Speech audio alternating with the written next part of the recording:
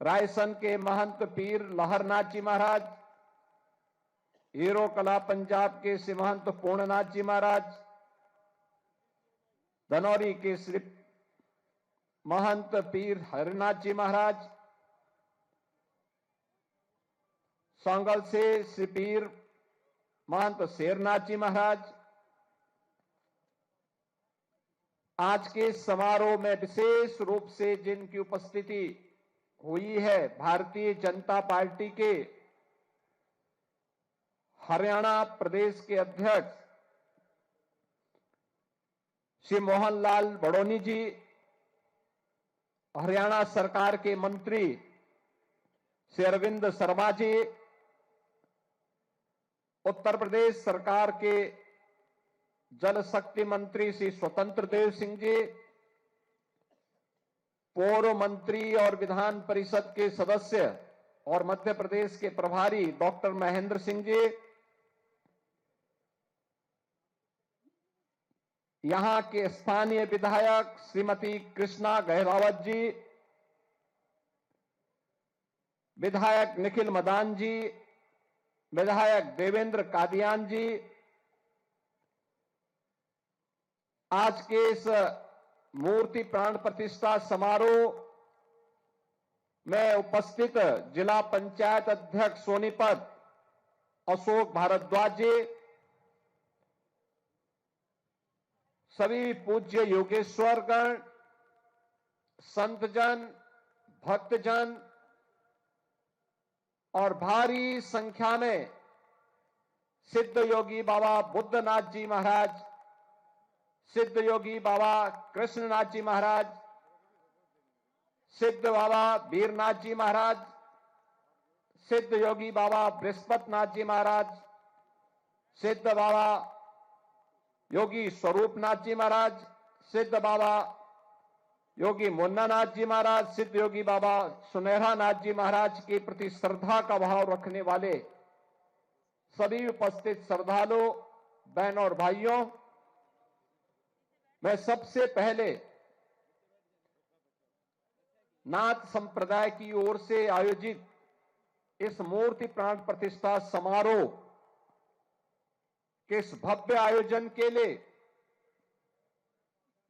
इस पीठ के श्री महंत बाल योगी मसाणनाथ जी महाराज को हृदय से उनका अभिनंदन करते हुए बधाई देता हूं कि उन्होंने अपनी गुरु परंपरा के प्रति जो अगाध श्रद्धा भाव के साथ यहां की जनभावनाओं के अनुरूप इस मूर्ति प्राण प्रतिष्ठा समारोह और आठमान के भंडारे के इस भव्य आयोजन को आज यहां पर आयोजित किया है, ये सचमुच अभिनंदनीय है, सराहनीय है। और इस अवसर पर आप सभी पूज्य संतों का, श्रद्धालु जनों का मैं नाथ संप्रदाय की ओर से भी, योगी महासभा की ओर से भी हृदय से स्वागत करता हूं, अभिनंदन करता हूं। भारत की सनातन धर्म की आध्यात्मिक और सांस्कृतिक विरासत में नाथ पंथ भारत के प्राचीनतम उपासना विधियों में से एक है, जिसने जीवन के मूल्यों और जीवन को जीने के लिए सदैव एक नई प्रेरणा दी है, समाज को उसके साथ जुड़ने, उसके साथ मिलकर के आगे बढ़ने के लिए प्रेरित किया है। और यही कारण है, बृहत्तर भारत में आप जहां कहीं भी जाएंगे, नाथ सिद्धों, योगियों की एक लंबी श्रृंखला, उनके मठ, उनके मंदिर, उनका धूना, उनके खो, इनके माध्यम से आपको एक लंबी श्रृंखला देखने को मिलेगी। उत्तर से दक्षिण, पूरब से पश्चिम, सर्वत्र फैले हुए धर्मस्थल सनातन धर्म के प्रति उनके मूल्यों और आदर्शों के प्रति, नाथ पंथ की परंपरा की प्रतिबद्धता को भी प्रस्तुत करते हैं। बहनों और भाइयों, आज देश प्रधानमंत्री मोदी जी के नेतृत्व में एक भारत श्रेष्ठ भारत को अपनी आंखों से, भौतिक चक्षुओं से देख रहा है। भारत तेजी के साथ दुनिया में आगे बढ़ रहा है और ये हमारा सौभाग्य है कि 1000 वर्षों के अंदर दर्जनों पीढ़ियां चली गई। एक हसरत थी कि हम भारत को परम वैभव तक, भारत को श्रेष्ठ भारत के रूप में स्थापित करते हुए देख सके। 1000 वर्षों के अंदर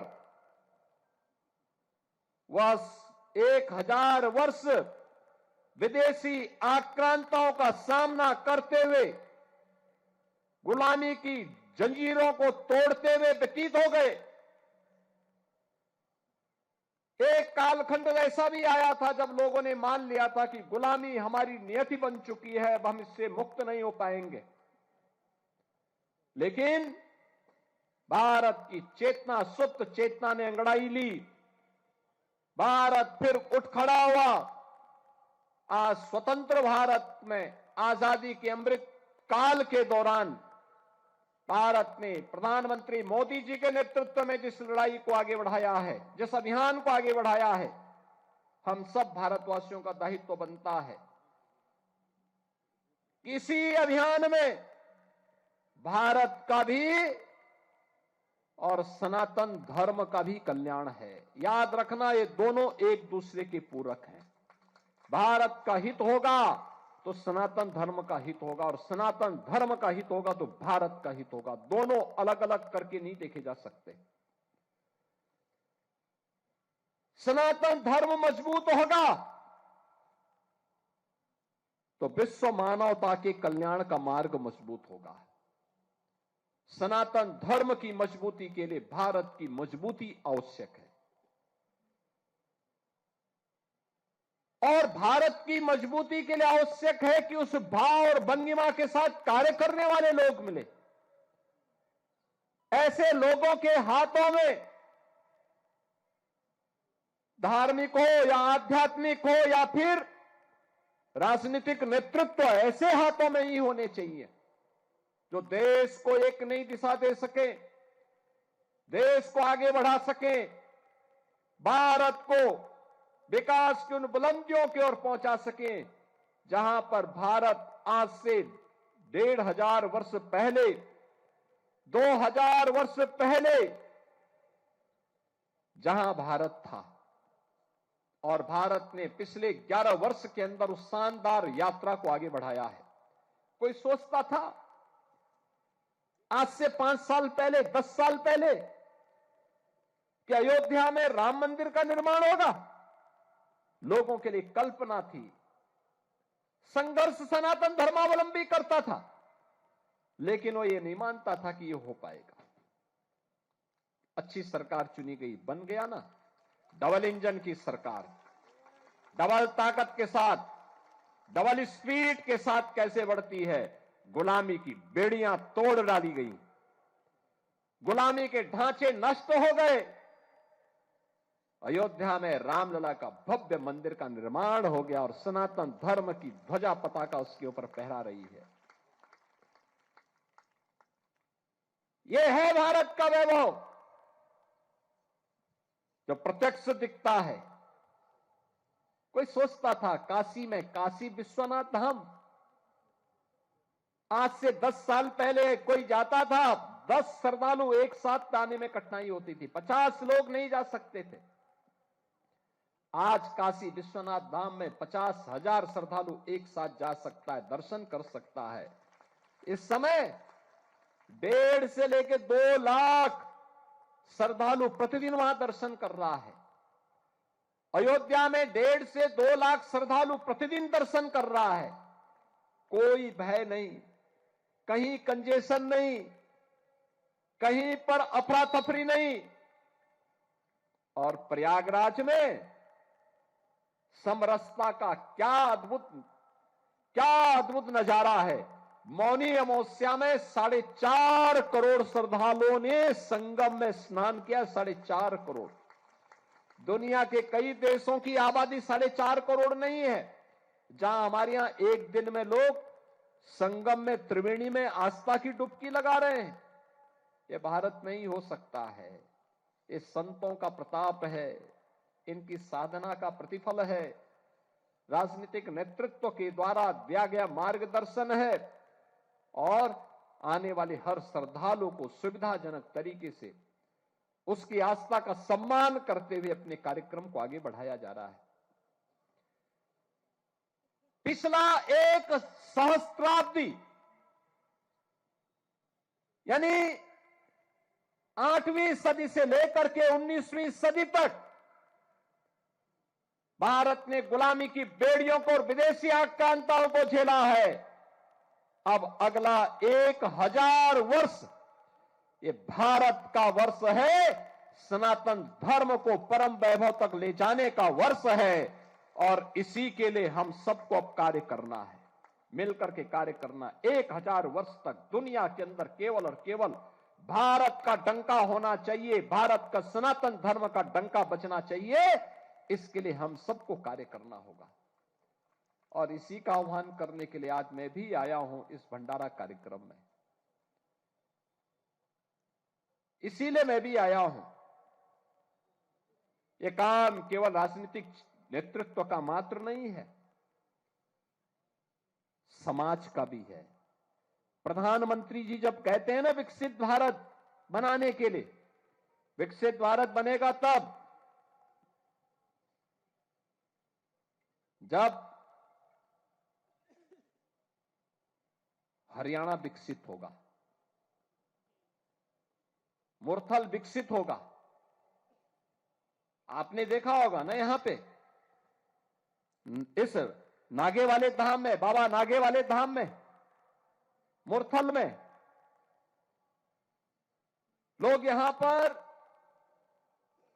सिद्ध योगी बाबा बुद्धनाथ जी महाराज की प्रेरणा से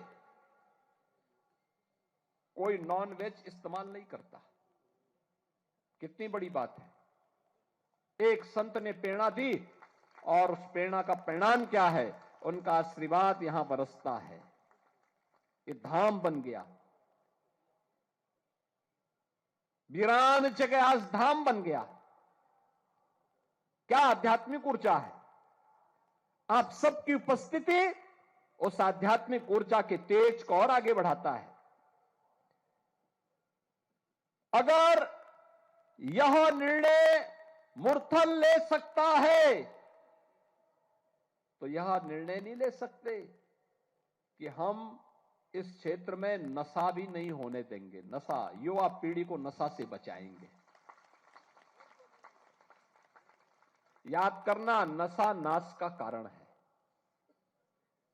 नशा नाश का कारण है। देश का दुश्मन जब देश के खिलाफ कोई षड्यंत्र नहीं कर पा रहा है,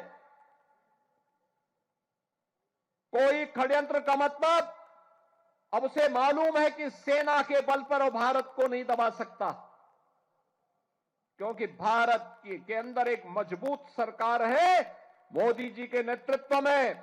अगर किसी दुश्मन ने दुस्साहस किया तो उसमें मिट्टी में मिलाने की सामर्थ्य आज भारत के अंदर है, भारत के बहादुर जवानों के अंदर है। भारत की सेना, भारत के अर्धसैनिक बल के जवान, भारत के पुलिस के जवान उस दुश्मन को ऐसा मिट्टी में मिलाते हैं कि कहीं उसको कब्र लगाने के लिए जगह भी नहीं मिल पाती है। इसलिए वह सामने नहीं लड़ना चाहता है, चोरी छुपे वह भारत की नौजवान पीढ़ी को खराब करना चाहता है। कहते भी है ना, किसी देश के भविष्य को देखना तो वहां के युवाओं को देख लो, उनके विजन को देख लो। उनके हौसलों को देख लो। युवा अगर उत्साही है, युवा के मन में देश और समाज के प्रति कुछ कर गुजरने की तमन्ना है,